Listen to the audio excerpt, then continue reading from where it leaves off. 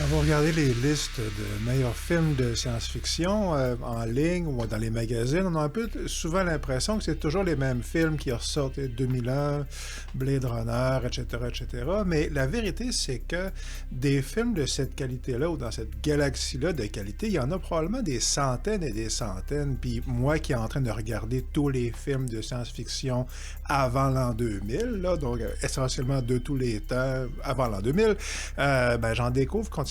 Puis le film d'aujourd'hui, pourquoi c'est bon? C'est franchement, un film aussi obscur qu'excellent. Puis je pense qu'il mérite absolument d'être dans des listes de genre 100 meilleurs films de science-fiction. Ce film-là, c'est Dies Irae, Jour de colère de 1985. C'est un film soviétique qui, d'après ce que je comprends, a eu un succès assez respectable en URSS. Là. Il a fait 10 ou 11 millions d'entrées dans sa première année, ce qui est quand même assez gros. Je vous épargne tous les chiffres, là, mais ça semble être dans les 1000 films les plus populaires de l'histoire du cinéma soviétique, ce qui est très respectable. Mais à l'extérieur de l'URSS, c'est absolument inconnu, ou à toute fin pratique. Puis qu'est-ce que ça raconte en gros? Ben, comme presque toujours dans les films soviétiques, c'est de science-fiction, c'est adapté d'une nouvelle. Ici, c'est une nouvelle de, comment s'appelle-t-il? Sever Ganzovsky, que je connais pas, mais qui est un gars, de ce que je comprends, qui est surtout spécialisé dans les nouvelles, et ça raconte l'histoire d'un cinéaste, un Américain ici, et il crée des documentaires en général. C'est un genre de Jacques Cousteau, sauf qu'il n'est pas sous l'eau, il est sur Terre, il fait des trucs à la National Geographic, il est très très très populaire, il gagne très très bien sa vie, il aime beaucoup sa famille, mais à part pour ça, c'est un gars très superficiel en vérité. C'est un gars qui, on le voit, il y a une entrevue au début, puis la seule chose vraiment qui l'intéresse, c'est le pognon. C'est pas un artiste, là. C'est ça, il filme pogne, puis il est bien content. Puis il entend parler d'une mystérieuse zone où il se passe des phénomènes très étranges, puis c'est très compliqué pour rentrer là. Il faut un paquet d'autorisations, il faut y aller en hélicoptère, il y a des guides, là. C'est toute une histoire. Puis il sait pas qu'est-ce qui se passe là, mais il flaire le bon film. Il a l'impression que ça devrait, lui valoir d'autres prix et d'autres, que ça devrait pogner essentiellement. Il s'arrange pour pouvoir rentrer, il obtient la permission, mais ce qu'il réalise quand il arrive sur place, c'est qu'il se passe vraiment des affaires pas normales, des affaires extrêmement mystérieuses, puis plus qu'il va se promener à l'intérieur de cette zone-là, plus qu'il va rencontrer les habitants de la zone, et plus que c'est terrifiant, en fait. Là, il y a vraiment quelque chose de solidement pas correct qui se passe, puis il se rend compte même qu'il y a peut-être des présences qui sont pas humaines, mais ça lui prend très, très, très longtemps à comprendre, là, qu'est-ce que c'est? Est-ce que c'est des mutants, des extraterrestres, etc., etc., etc.?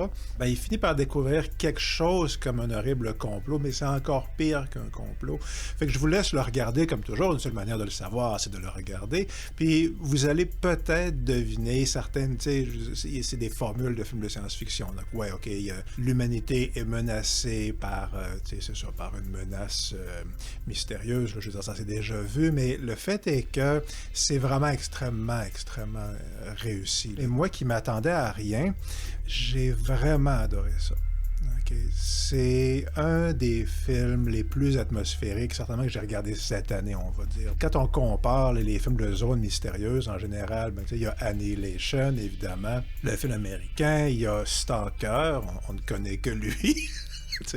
Oui, il y a forcément des comparaisons avec Stalker ici. C'est de ce niveau-là. Annihilation, moi, j'aime pas tellement ça, pour être bien honnête. Là. Je trouve que c'est trop idéologique. Mais c'est quand même extrêmement bien réussi au niveau atmosphérique. Puis même si la nature de la menace est complètement différente, Dies Irae, le Day of Wrath, le titre anglais, c'est le titre sur lequel on le voit le plus souvent en ligne. Franchement, c'est ça. C'est un film qui crée une atmosphère d'angoisse presque dès le début. À partir du moment où on rentre dans la zone, ou même quand les préparatifs commencent essentiellement, c'est ça, il y a vraiment une sorte d'angoisse existentielle profonde qui se met en place. Puis la grande force du film, c'est que non seulement il y a cette atmosphère-là, puis cette angoisse-là, mais c'est vraiment au service d'une réflexion philosophique. Puis de ce que je comprends, de ce que j'ai lu en ligne, c'est la réflexion philosophique de la nouvelle, puis sans trop vous divulgacher qu'est-ce qui se passe. Fondamentalement, la grande question, c'est qu'est-ce que l'humanité? Là? Qu'est-ce qui fait... Quelle est la ligne où nous perdons notre humanité, en fait? Puis il y a une question hyper intéressante que le film soulève à peu près, là, souligné, il nous le dit carrément, là, qui est le risque que l'humanité perde justement perde sa qualité humaine en essayant d'être trop efficace essentiellement. Alors, par exemple, il y a une scène dans le film où est-ce qu'il y a une famille, c'est ça, il y a un souper de famille chez des fermiers, puis tout ça, puis c'est hyper tendu, puis notre héros est en train de souper avec eux autres, et il y a un enfant, puis il est absolument détestable, il est horrible. Il est carrément monstrueux, mais le truc, c'est que c'est un génie des mathématiques. Là. C'est carrément, même carrément un génie, là, un peu comme les autistes, des fois, dans l'imaginaire public, là, comme dans Rain Man, si vous voulez. Il est capable de faire des calculs extrêmement compliqués avec une facilité déconcertante. Il y a des raisons peut-être de croire qu'il y a carrément peut-être des pouvoirs psychiques, il y a une force surhumaine. Puis, mais c'est ça, c'est l'enfant le plus détestable que vous verrez au cinéma de ce versant-ci de Problem Child, si vous voulez ce que je veux dire. C'est vraiment un enfant horrible, c'est un monstre. Là. Puis justement, ben, on finit par se rendre compte que il se passe quelque chose qui menace vraiment l'humanité au niveau existentiel fondamental. Il va peut-être y avoir cette race-là qui est peut-être déjà parmi nous, d'être hyper puissants, de surhommes, mais qui sont des machines, puis qui sont pires que des machines en vérité. Ça fait qu'encore une fois, je ne rentre pas trop dans les détails, là, je vous en ai pas trop dit, là, vous pouvez quand même apprécier le film, puis je ne vais pas plus loin que ça dans la description du mystère en tant que tel, parce que justement, ce qui m'a particulièrement impressionné, c'est à quel point l'atmosphère de mystère fonctionne bien. Puis des films de mystère, c'est bien connu, ou des séries télé comme Lost ou le mystère dans Battlestar Galactica, ben c'est assez difficile de mettre en place un mystère qui est intéressant. Puis ça le fait vraiment extrêmement bien, ce film-là, mais c'est aussi difficile de réussir la chute, en fait. C'est difficile de trouver un mystère qui est à la hauteur des attentes qu'on laisse miroiter, parce que l'imagination du spectateur, en général, peut mettre la terreur qu'elle souhaite là, dans cette boîte mystérieuse. C'est assez rare que les réalisateurs trouvent quelque chose qui est à la hauteur de ce qu'on peut laisser miroiter dans l'imaginaire du spectateur. Mais ici, le film y parvient.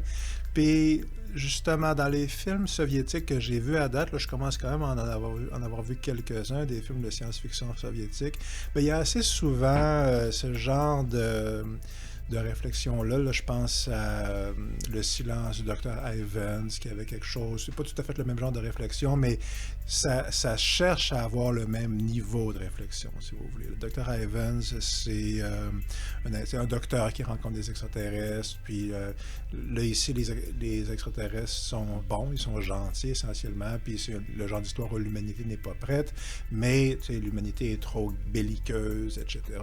Mais c'est vraiment le même genre de réflexion, puis on voit ça dans d'autres films, là, j'ai pas fait une liste ici, mais c'est vraiment un thème qui revient assez souvent, même l'hôtel de l'alpiniste mort, là, basé sur les frères Strugatsky. Les films soviétiques de science-fiction ont très, très, très souvent des genres de réflexion sur la nature de l'être humain, etc. C'est une question implicite dans la boucle d'Orion, dont on a déjà parlé sur la chaîne, dans un film que j'avais bien aimé. Ici, boucle d'Orion, le thème était abordé, mais c'était intéressant, mais c'était plus un divertissement, je dirais. C'était un divertissement intelligent, mais ça faisait un petit peu plus film d'aventure, si vous voulez. Aventure dans l'espace. Tandis qu'ici, on est vraiment dans l'allégorie, puis dans le film hyper atmosphérique. Puis justement, j'ai lu encore une fois un recensement des années 80, là, de quelques spectateurs qui l'ont vu en URSS à l'époque. Puis, les avis étaient partagés. Il y en a qui n'avaient pas aimé ça, mais il y en a quelques-uns qui avaient fait remarquer justement à quel point ça glaçait complètement le sang. Tu sais, un spectateur évoquait qu'à la fin du film, il y avait un silence de tombeau dans la salle parce que les gens avaient vraiment été marqués, là, frappés par cette atmosphère oppressive. Puis c'est ça qui est dû en bonne partie par l'efficacité du mystère, mais justement, au fur et à mesure qu'on découvre qu'est-ce qui se passe, puis on commence à comprendre le terrible, l'horrible réalité, là. C'est ça, c'est très bien, c'est très réussi, c'est vraiment hyper efficace. Fait que je vous encourage vraiment à le regarder, celui-là. Je vais dire que, bon, OK, sachez que c'est pas hyper évident de trouver une copie, mais tu sais, en ligne, on finit toujours par trouver en général, mais j'ai eu de la difficulté à trouver des sous-titres. Là, j'utilise un outil d'intelligence artificielle qui s'appelle Whisper, là, qui fait c'est assez long, mais c'est pour dire que je pense que c'est comme ça que j'ai trouvé les sous-titres. Je les ai carrément générés avec un outil d'intelligence artificielle, puis assez souvent les résultats sont plutôt bons, mais ici, les résultats étaient pas terrible, pour être bien honnête. C'était assez difficile à suivre l'intrigue par moment. Puis je le mentionne parce que si vous regardez sur l'IMDb, par exemple, la description du film, on va vous révéler des détails de l'intrigue comme si c'était clair dès le début qu'est-ce qui se passait. Puis c'est pas le cas. Puis je me suis demandé si c'était parce que le sous-titrage était tellement mauvais qu'on comprenait pas là, le détail d'intrigue assez crucial. Je me suis donc posé la question à savoir, est-ce que c'est parce que le punch était expliqué dès le début, donc c'était pas un punch là, par rapport à la nature de la menace, ou est-ce que c'était justement révélé plus tard? Puis l'IMDb laisse entendre que c'est révélé dès le début, mais je pense que c'est peut-être dans la nouvelle à l'origine que c'est comme ça. Parce que dans le film, de ce que je crois comprendre, je pense qu'on n'est pas supposé le savoir dès le début. Mais pourquoi est-ce que je fais cette parenthèse-là? En vérité, c'est en quelque part pour illustrer à quel point le film est efficace. Parce que même avec ces sous-titres-là, qui n'étaient pas terribles, puis même en n'étant pas certain si j'avais manqué un détail de l'intrigue, à cause peut-être des sous-titres qui n'étaient pas très bons, ça n'a pas eu une incidence majeure sur mon appréciation du film. Parce qu'encore une fois, c'est remarquablement atmosphérique et efficace. J'ai évoqué forcément Stalker parce que, bon, c'est un gars dans une zone puis il se passe des affaires bizarres, puis c'est un film soviétique, ça fait que le film est toujours comparé à Stalker. Ça fait partie des quelques films de science-fiction soviétique. Il y en a quelques-uns quand même là, qui sont fréquemment comparés à Stalker. Mais la direction que ça prend, c'est complètement différent. La réflexion est différente. Le style est différent. Puis c'est vraiment son propre film. C'est son propre truc. Puis est-ce que c'est aussi bon que Tarkovsky? Ben, tu sais, moi, je pense que Tarkovsky, c'est très vraisemblablement le meilleur réalisateur. Tu sais, pas mal de tous les temps que moi je connais, là. Lui, Bergman, bon, ça fait que c'est dur à... Stanley Kubrick, si vous voulez, là, c'est ça, c'est... Bon, fait qu'est-ce que c'est aussi bon que ça? Probablement pas, mais c'est la catégorie tout de suite en dessous, là. Encore une fois, si vous êtes un amateur de films de science-fiction, puis vous cherchez quelque chose de la qualité artistique d'un Blade Runner ou d'un 2001, de ce niveau-là, là, vous êtes vraiment un amateur de science-fiction, puis vous avez l'impression d'avoir tout vu, puis non, c'est ça. Là, il y en a beaucoup des très, très bons films, puis celui-ci, c'est un des meilleurs. Si c'est ce que vous cherchez, là, vous cherchez un excellent film de science-fiction hyper atmosphérique, avec une super bonne histoire, puis un super bon mystère, ben c'est ça, c'est ça que vous cherchez. Là. Vous cherchez Day of Wrath là, de 85. Fait que pourquoi est-ce que c'est bon? Ben c'est pour ça. C'est vraiment, c'est une réussite artistique à peu près totale. Je l'ai vu la semaine dernière, puis je suis encore habité par l'atmosphère du film. Ça fait que c'est un film qui est très, très, très beau. La musique est très intéressante et très, très belle.